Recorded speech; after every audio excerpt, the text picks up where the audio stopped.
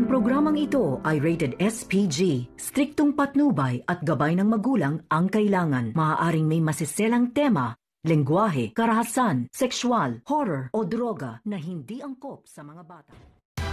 Narito na ang ating pinakamainit na full advance episode sa mangyayari sa Ify Chase, Batang Quiapo.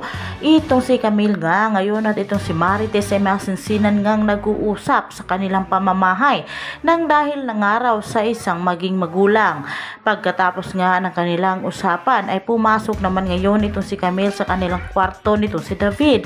Ngunit sa kanyang pagliligpit ay nakakita nga siya ng napakaraming pera. Kaya nagtataka nga siya kung saan nga ba ito nakuha nitong si David. Dali-dali nga niya ngayong tinawag itong kanyang tita Marites at ang kanyang titi Rigor upang ipakita nga nito ang mga sandamakmak na pera. Ganun na lamang ang gulat ngayon itong si Marites at ni Rigor at natanong nga ngayon itong si Marites kung saan nga ba nanggaling na ganun karaming pera ang kanilang anak na si David.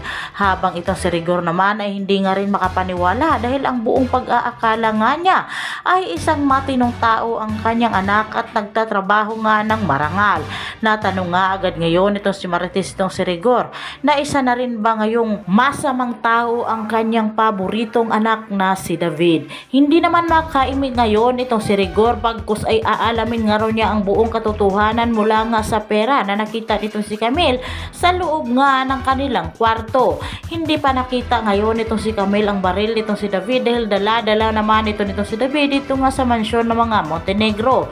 Ngunit paliit na ng paliit ang kanyang mundo dahil nakikita na nga ng kanyang mga magulang ang mga ebidensya na kanyang inuuwi dito nga sa kanilang pamamahay.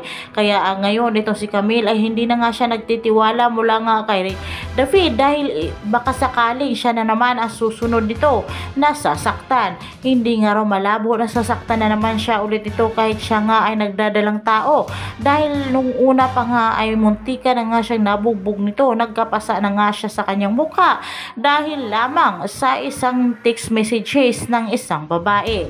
Sa kabilang banda naman ay masinsina naman ngayong kinausap itong si Noy at si Tinding na kung gusto nga ba nitong si Tinding nakausapin nga ang kanyang anak na si Marites dahil tawag nga raw ito ng tawag sa kanya.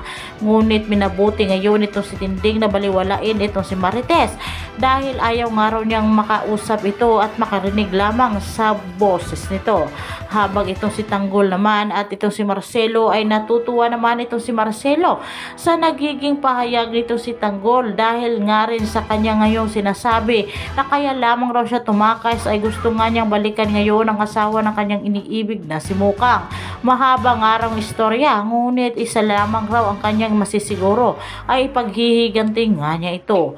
Sa kabilang banda naman si Marsing at si Nita ay nakarinig nga ngayon ng masamang mga chismis mula nga sa kanyang kapitbahay. Ngunit sa kanilang paglalakad upang maniningil nga ng mga renta sa kanilang pwesto ay nagpakita sa kanila ito si Edwin. Agad nga nila itong sinundan at kinausap na bakit nga ba raw nagpapakita pa ito sa kanila, dapat nga raw ay nagtatago na nga ito at baka ay mahanap pa nga ito ng mga pulis o di kaya dito si Ramon. Agad namang sinabi nitong si Edwin na hindi nga raw niya iiwan ang kanyang mga magulang at babalikan nga raw niya ito upang silipin ang mga kalagayan nito. Ngunit sinabi naman ito si Marsing at ni Nita na okay lamang sila basta ang sarili nilang anak ay okay nga din. Dapat nga raw ay magtago na nga ito sa probinsya at palamigin ang sitwasyon at saka na lamang ito bumalik sa Maynila.